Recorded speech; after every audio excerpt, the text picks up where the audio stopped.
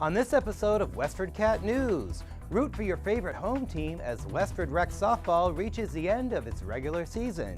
Catch up with the schools as they prepare for the return of students, and check out the Blues and Brews, Westford's largest annual summer festival, and find out what happened to Joey Seriani, Westford's missing teenage hiker. I'm George Cox, and this is WestfordCAT News.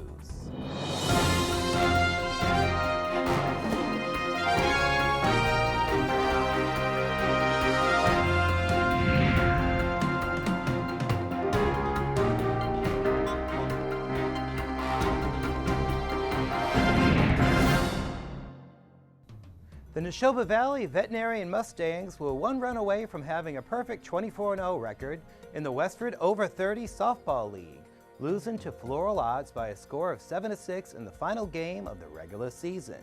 The Mustangs defeated Floral Arts 15-12 in the final game of the season. They will start with the top seed in the playoffs.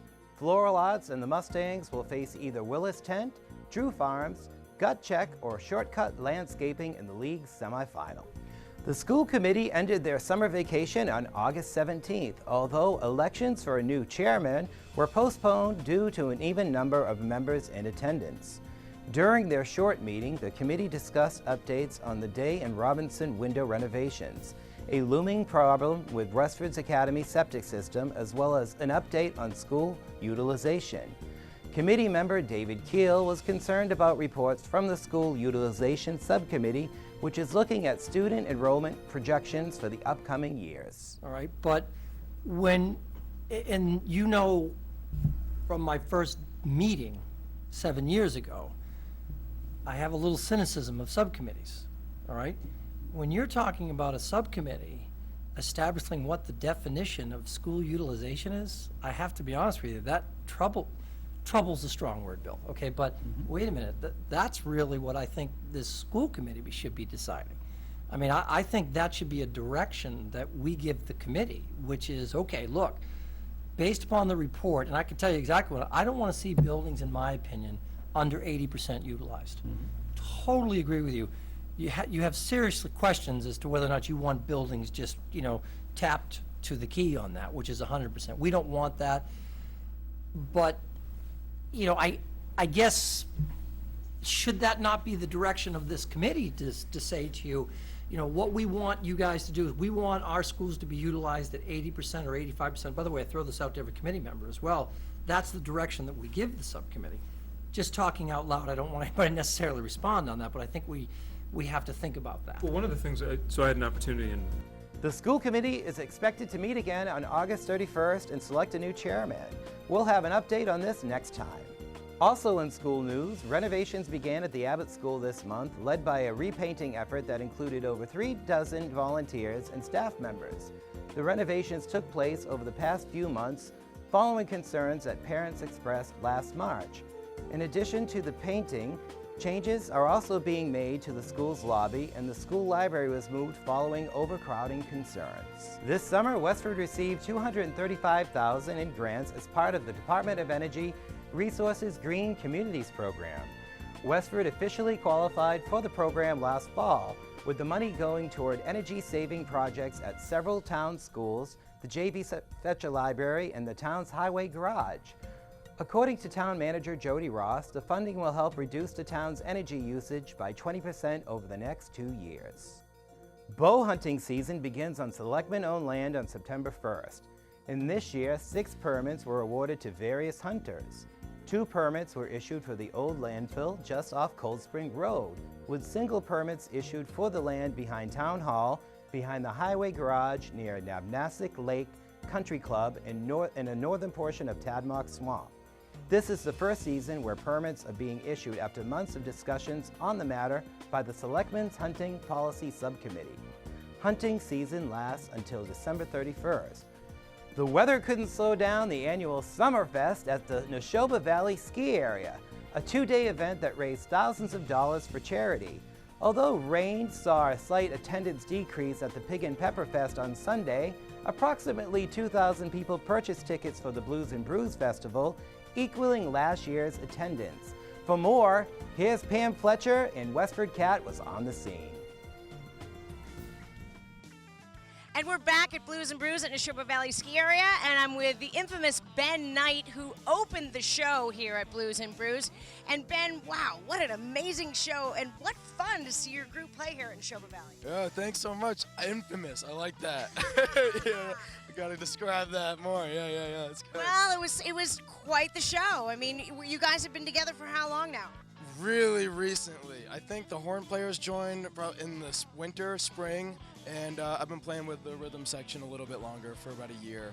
But Well, it's for new. recently coming together, you viewers saw the opening show, and wow, what a show. I mean, what does it take to put a band together like that? A lot of texting and emailing. It's not as exciting as you might think, but I love those guys, and it's great when you get up there and can actually do what you're supposed to do. So Now, may I ask your age? Yeah, well, everybody's been asking me today. Nobody really knows, so I think you should guess. Me on the down? Oh, aren't you going to just tell me on the down low? Come on. All right, I'm 22. Oh, a young buck in the blues industry. This is going to be awesome. So, what inspired you to get involved in music? I was kind of raised on it from like an early age, listening to Little Richard and Elvis and the Beatles and like that sort of thing. So I got that influence, and then I kind of like some more like alternative rock type stuff, and I put it all together into one thing. But the performance aspect is the most important part to me, like James Brown. Oh, James Brown. I mean, did you see the movie Get On Up? I did. It was awesome. Well, there you have it, the infamous Ben Knight here at Blues and Brews at Neshoba Valley Ski Area in Westford, Mass. Keep on bluesing, baby. Thank you so much.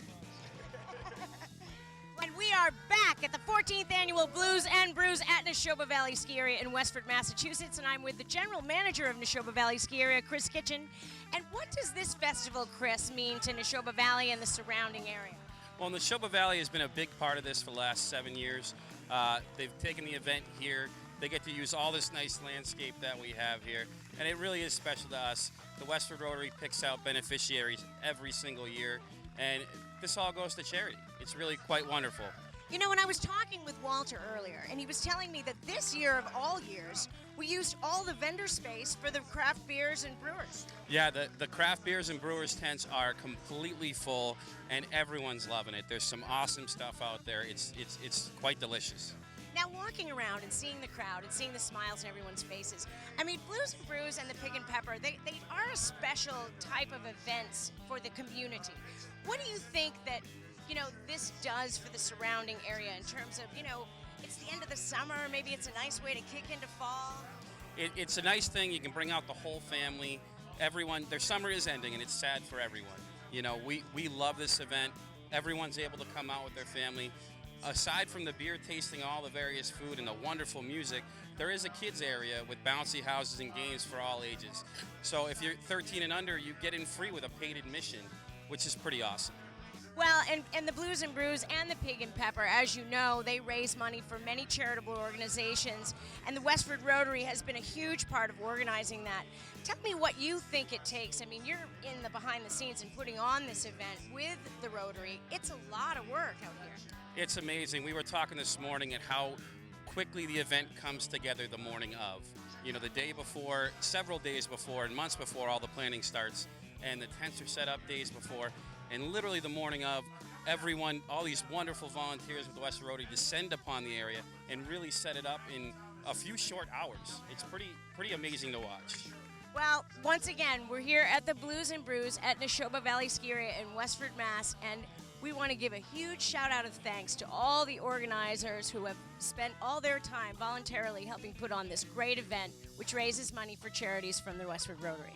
It's a wonderful event. Thank you very much, and you can't ask for a better day. The weather guy was wrong. Yeah, the weather guy was wrong. Sometimes they're right, but sometimes they're wrong. In Neshoba Valley Ski Area and the Blues and Brews, we thank you today. It's been a great day here at Neshoba Valley at the Blues and Brews Festival, the 14th annual. Hope to see you back again with us next year.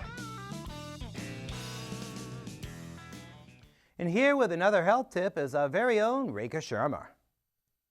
Hello everyone, I'm Rekha Sharma back with a new health tip for WestfordCAT News. Today I'm going to talk about chia seeds. Chia seeds is a rich source of carbohydrate, mineral, vitamin, fiber and protein. It is also a rich source of calcium and omega-3. It helps to improve your cholesterol by the production of good cholesterol in your body. It improves your heart health, your complexion, constipation, cholesterol, diabetes, and also helps to reduce obesity. So add some chia seeds in your shakes, in your smoothies to get the benefits. Bye for now. Here's Westford's Town Manager, Jody Ross, with the Town Manager Update. Hi, I'm Jody Ross, Westford Town Manager. I'm here to give you some updates of what's going on in town. If you recall, we had approved of a new center fire station and combined dispatch at our last town meeting, and that group is moving forward. They're meeting Thursday mornings at 8 a.m. in the police conference room, and we're designing the new fire station, which will be on Boston Road, and the combined dispatch center, which will be right here in the center of the town. Very exciting, and we have a link that we are putting on the website so you can follow the progress of that committee. Secondly, the building that we call Westford Anodizing at 12 North Main Street will probably be on the upcoming town meeting warrant. Town meeting will be October 19th at the Abbott School. And what is happening is the task force that was created is asking the Community Preservation Committee to give them funding to secure the building for the winter so we don't have additional damage, and also to do some testing, environmental cleanup from the testing that we've done. So you can stay tuned for that and mark your calendars for town meeting. Several other things are going on. The Pedestrian Safety Committee has been very active in researching sidewalks in town. They had a survey that went home with the tax bills that I hope you completed. And they went to the selectmen recently and asked for permission or support to put a new sidewalk on Plain Road in the Nabnasa School area to Nutting Road, and also on Concord Road to the Robinson School. The selectmen did vote to support both of those projects pending funding in upcoming capital planning. The Main Street is about to be designed for reconstruction, and the selectmen have had several hearings on that, and there's been several public meetings. At their meeting this week, the selectmen decided not to put a sidewalk on that street, but to move forward with the water infrastructure improvements and also resurfacing of that road. That design will continue and be on the March town meeting warrant. A couple other things. The town recently went out to bid for municipal electricity, and we secured a lower rate than we had in this fiscal year. So for fiscal year 17, we'll save over $100,000 in our energy costs because of that. We also, the town participates in risk training and risk assessment with our insurance carrier, and we provide training to our employees, and we received $35,000 in credits on our premiums because of the classes that we did. Some other things going on, the Comcast, who makes this all possible for you to view WCAT programs. We just finished renewing and negotiating a 10-year agreement with Comcast. One important thing to note, which we're putting out a public notice, is that seniors can actually apply for a discount. And you can find more information on that. They have 90 days from September 1st to apply for that discount. So we want to be sure that you get that information. But so we're good for the next 10 years. And I'm told it was an arduous process, but we've got that set to go. Other things, Disability Affairs is a new committee that town meeting approved in March. They've just started meeting. They're going to be looking at our buildings and our streets and sidewalks to make them safer and easier to navigate for those with disabilities. They're meeting monthly, and they have a website that's up and running now.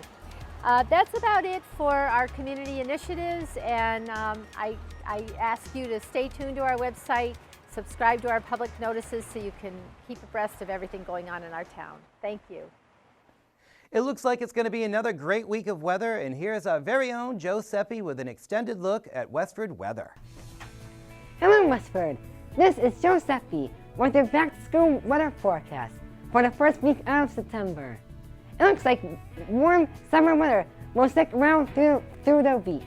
Here's what's coming up. On Monday, there will be partly cloudy skies and a high of 89 and low of 62. On Tuesday, will be sunny and warm.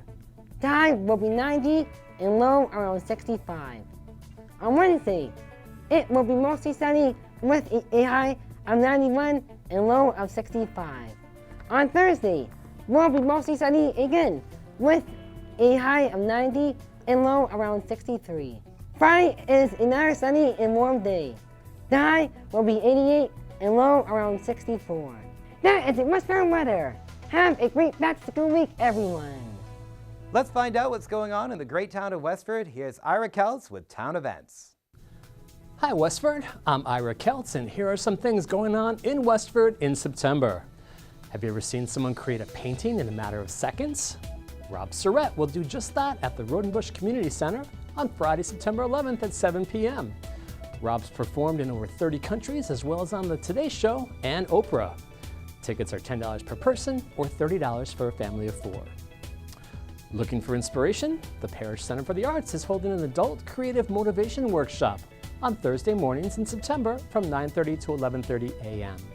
It costs just $5 per session, and for more information, contact Gail Flannery at 978-692-4560 or email her at watercolor7@verizon.net. Residents can recycle their electronics at the Westford Highway Garage on Saturday, September 19th from 8 a.m. to 2 p.m. For more information on that, you can go to westfordma.gov/recycling. And finally, Barb Peacock is holding a fundraiser to help defray publishing costs on her book of Westford photography taken over the past 35 years. Her book's called Hometown, and there will be a fundraiser on September 26th at the Parish Center for the Arts at 7 p.m.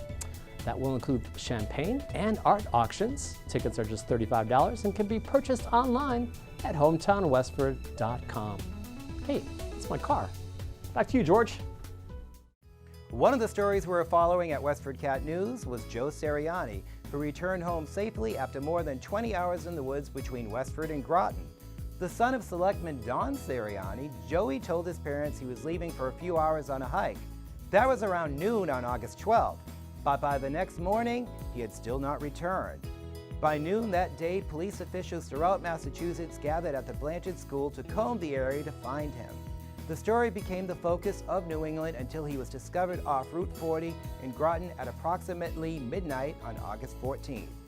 According to Joey, he made camp behind the Forge Village ball fields on the evening of August 12th and continued into Groton, not realizing anyone was searching for him. A Facebook page dedicated to finding him gained over 1,000 fans in just a few hours the night of August 13th, just prior for him being found. For a timeline of the story, head to westfordcatnews.org/Joey Seriani. Want to find out how you can do your very own TV show? Well, we'll be teaching workshops in September. For a full schedule, please visit our website at westfordcat.org. We'd like to leave you with some footage of the summer video camp with our very special host, Hannah Black, aka Susan McNeil Spooler. We'd like to thank her for coming in and volunteering, and all the kids, they had a great time.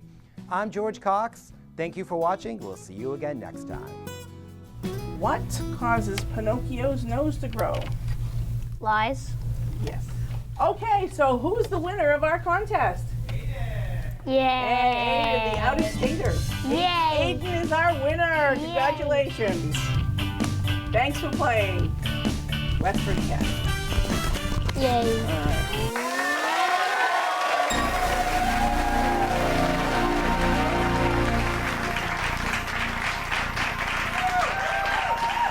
Good day, everyone. It's me, Hannah Black, here introducing and interviewing our wonderful first contestant, Emily. Hi, I'm Emily Magnan.